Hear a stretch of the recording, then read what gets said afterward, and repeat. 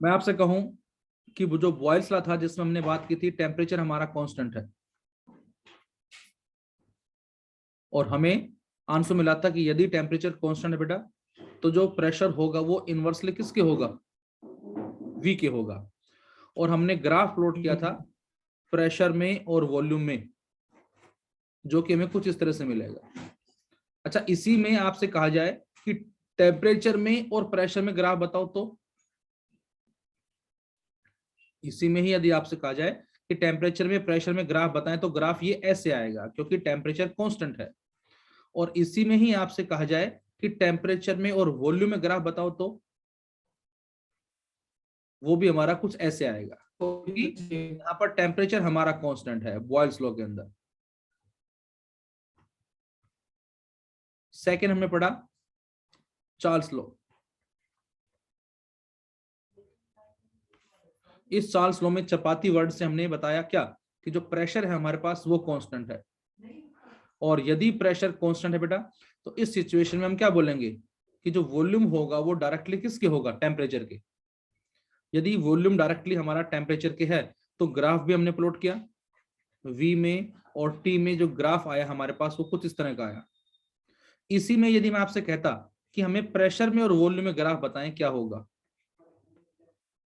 तो आंसर कैसा आएगा, इस तरह से आएगा। इसी में मैं आपसे कहूं प्रेशर में और टेम्परेचर में ग्राफ बताएं कैसा आएगा, तो ये हमारा ग्राफ अगेन इस तरह से आएगा। तो ये हमारा बॉयल्स लॉ है first, second one is Charles law.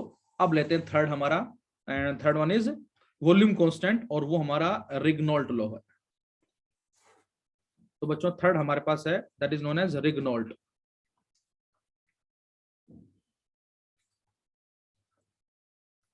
रिग्नॉल्ट्स law, इसका दूसरा नाम क्या है बच्चों, रिग्नॉल्ट लॉ। इसको हम गे लुसाक्स भी बोलते हैं, LUSSAC, LUSSACS। तो जो वर्ड है रिग्नॉल्ट, इसको हम रवि नाम से याद रख सकते हैं। रवि किसी स्टूडेंट का नाम है, किसी बच्चे का नाम है, तो यहां से इसको आप रवि बोल सकते हैं शॉर्ट फॉर्म याद रखने के लिए। और हमारा रिग्नॉल्ट, वी हमारा क्या बच्चों बोलो, वॉल्यूम। तो पहले में टेम्परेचर कांस्टेंट, दूसरे में प्रेशर कांस्टेंट, इसमें वॉल्यूम कांस्टेंट है, तो क्या लिखेंगे हम उसी तरह से बेटा, when volume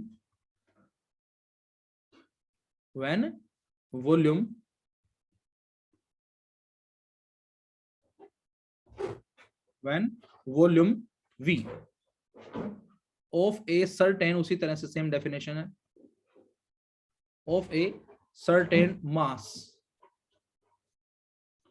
of a gas is kept constant,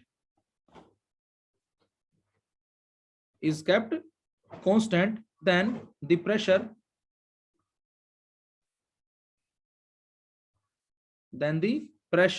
P exerted,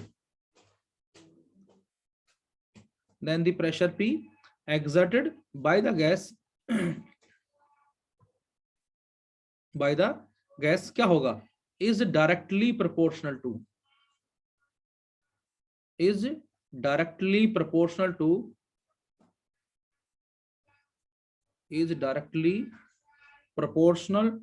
to किसके, temperature T of the gas. तो इसका मतलब बच्चों इस बार जो वॉल्यूम ऑक्यूपाई किया जा रहा है किसी गैस के वजह से वो हमारा कांस्टेंट है, मतलब हमने वॉल्यूम को फिक्स कर दिया। तो बेटा अब हम जितना टेम्परेचर इंक्रीज करेंगे तो उस रेस्पेक्ट में उतना प्रेशर भी क्या हो जाएगा, इंक्रीज हो जाएगा, ये इसका मतलब है। और डेरिवेशन के लिए वही सेम इक्वेशन, कौन सी, P इक्वल टू 1/3 इंटू में m इंटू सी स्क्वायर अपॉन में v, ये हमारे पास है। तो बेटा मास वैसे कांस्टेंट है, वॉल्यूम वैसे कांस्टेंट है, 3 वैसे कांस्टेंट है, so we can say this P is directly proportional to C square. और हमें मालूम है सी स्क्वायर जो है वो किसके प्रोपोर्शनल है बच्चों, बोलो, टेम्परेचर के। यहां से हम क्या लिख सकते हैं, यहां से लिख सकते हैं P is directly proportional to T। तो यदि मैं आपसे कहूं P में और T में ग्राफ बताएं कैसा होगा, तो ग्राफ कैसा आएगा हमारा, बिल्कुल ठीक है। P और T में जो ग्राफ हमारा कुछ इस तरह से आएगा। मैं आपसे कहता हूं वॉल्यूम में और टेम्परेचर में ग्राफ बताओ, तो वॉल्यूम और टेम्परेचर में कैसा आएगा? ये ऐसे आएगा। मैं आपसे कहता हूं वॉल्यूम में और प्रेशर में ग्राफ बताएं, तो ये हमारा ऐसे आएगा। इस तरह से हम बोलेंगे इसके अंदर। तो ये हमारा कहलाता है दैट इज रिग्नोल्ट लॉ। कोई ना कोई एक दो लॉ इसमें से हमें एग्जाम में मिलते हैं फाइनल पेपर के अंदर। On the basis of kinetic theory of gases explain Boyle's law, Charles law, कोई भी हमें एक या दो लॉ मिल सकते हैं फाइनल एग्जाम में। तो ये हमारा नंबर 3 था। अब आते हैं हम नंबर 4 के ऊपर। और जो नंबर 4 है बेटा हमारा, वो हमारे पास है perfect gas equation. Perfect gas equation, जो हमारी गैस की इक्वेशन है उसको भी हमने इसी लॉ के जरिए हमने ड्रॉ किया है। और again formula same, P 1/3 mc² upon में V। और यहां से इस V को ले आए लेफ्ट में हम, so we can write PV will be equal to 1/3 into में m और साथ में c²। और यहां से m कांस्टेंट है बेटा, 3 भी कांस्टेंट है, so we can write PV is proportional to किसके? c² के।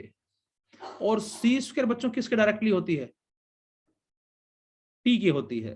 तो यहां से हम लिख सकते हैं बेटा PV जो होगा वो डायरेक्टली किसके आ जाएगा बताएं? T के आ जाएगा। PV जो है हमारा वो डायरेक्टली किसके आएगा बोलो? T के आ गया। और इस डायरेक्टली को हटा के हमने लगा दिया constant, that is known as R into T। तो यहां से हमारे पास क्या आ गया?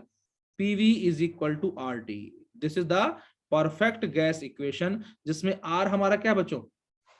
R हमारा क्या कहलाएगा बेटा? Universal gas constant. Universal gas constant. और T हमारे पास टेम्परेचर है, किसके लिए है? For 1 gram mole of gas. For 1 gram mole, for 1 gram mole of gas. तो ये हमारे पास यहां से आ जाती है गैस की equation PV is equal to RT। This is number 4। Number 5 हमारा अगेन इंपॉर्टेंट है, जिसको हमने एवोगैड्रो लॉ का नाम दिया है। Number 5 is Avogadro law.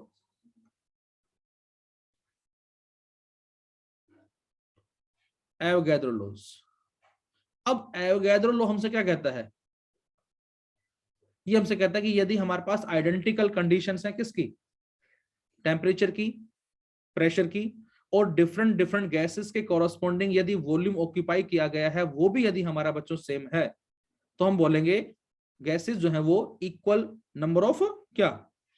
दोनों के अंदर क्या होंगे? इक्वल नंबर ऑफ मॉलिक्यूल्स होंगे। तो ये हमसे कहता है क्या? Under identical condition of, under identical condition, under identical condition of, बोलो किसके? Under identical condition of temperature and pressure, temperature and pressure, under identical condition of temperature and pressure if volume occupied by the different gases,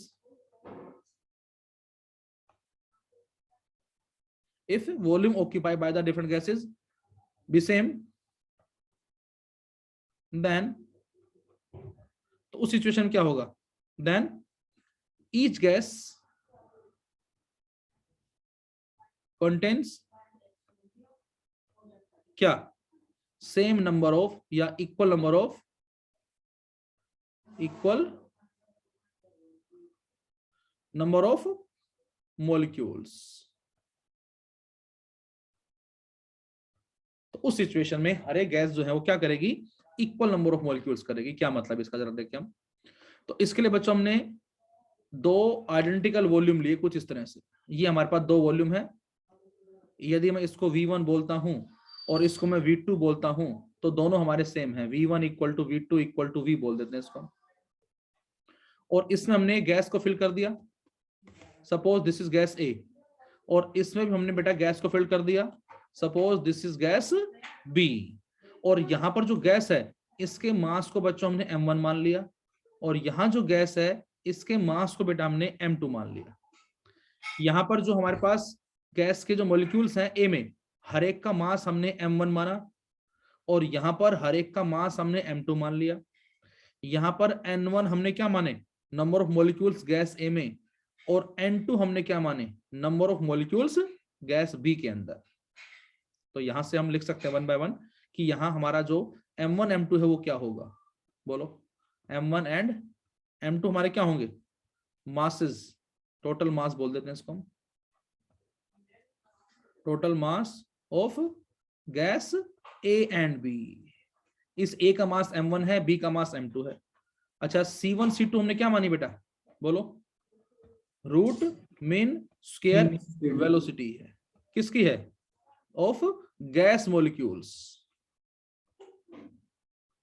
of gas molecules की है, किसके, of A and B.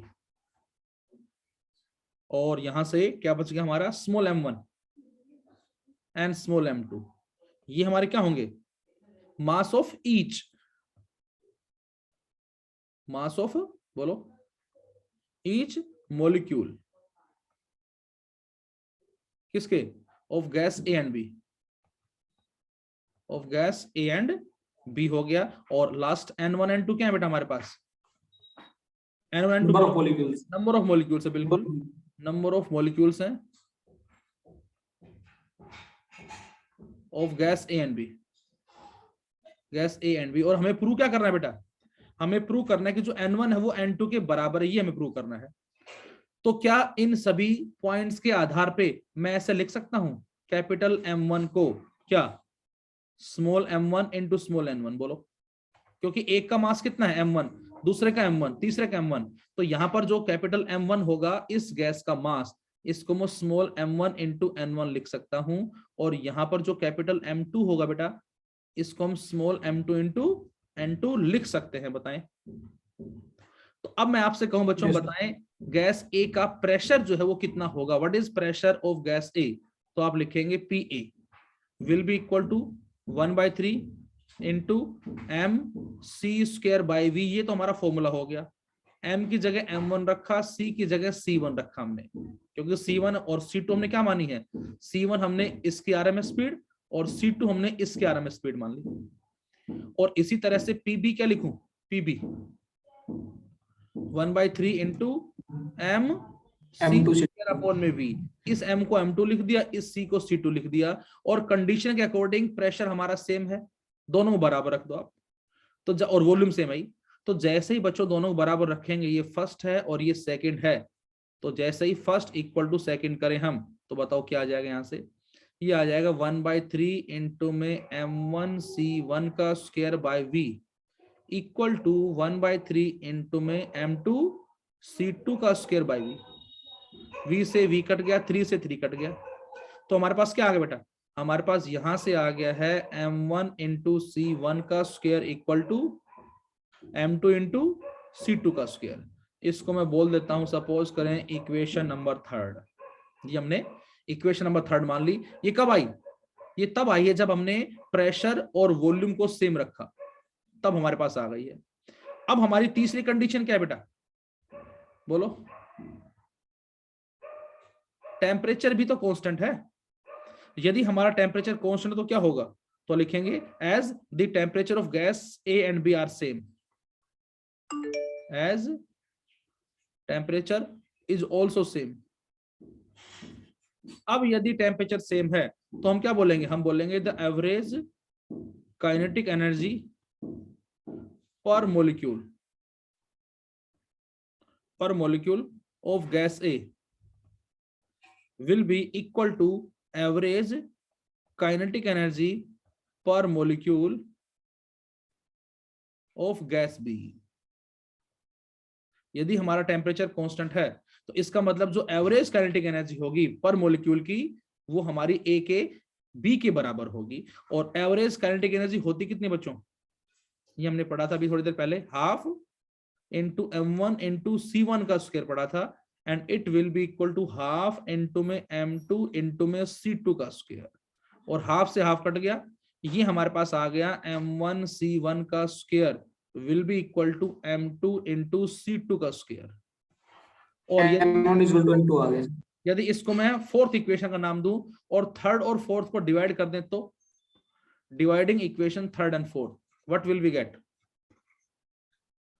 यदि हम third को और fourth को बेटा divide कर देते हैं तो हमें यहां से क्या मिलता है, देखे जरा हम फटाफट से एक बार। तो हमने डिवाइड कर दिया, dividing third and fourth, dividing third and fourth we get, करेंट डिवाइड फटाफट से। तो ये मिल जाएगा कैपिटल M1 इंटू C1 का स्क्वायर अपॉन में स्मॉल m1 इंटू C1 का square equal to capital M2 into C2 का स्क्वायर अपॉन में स्मॉल m2 इंटू C2 का स्क्वायर। ये इससे कट जाएगा, ये इससे कट जाएगा, और बच्चों कैपिटल M1 को क्या लिख सकता हूं मैं यहां से? स्मॉल m1 स्मॉल n1, और अपॉन में m1 है, राइट साइड में capital M2 small m2 into small n2 और अपॉन में m2 है। तो यहां से फाइनल क्या मिला हमें? n1 equal to n2। तो यदि हमारे पास दो डिफरेंट गैसेस हैं, दोनों का वॉल्यूम यदि सेम है, दोनों का यदि प्रेशर यदि सेम है और टेम्परेचर भी यदि हम सेम लेके चल रहे हैं, तो उस सिचुएशन में हर एक गैस जो होगी उसमें इक्वल नंबर ऑफ मॉलिक्यूल्स होंगे।